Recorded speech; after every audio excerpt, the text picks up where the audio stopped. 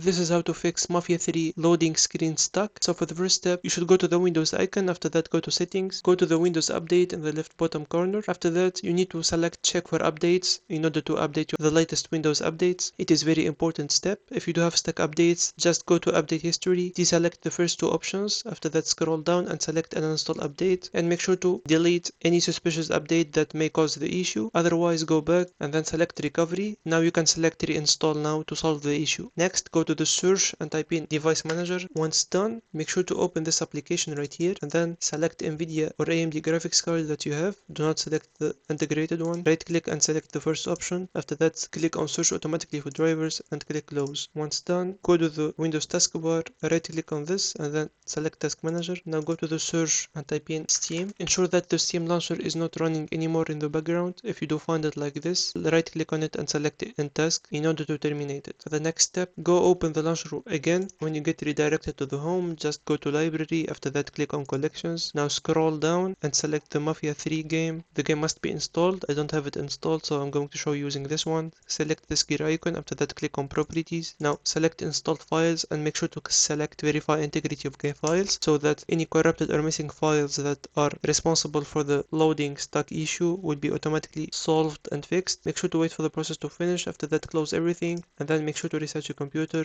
and the problem should be fixed. If you do find it helpful, please make sure to share the video, like and subscribe, and see you on the next one.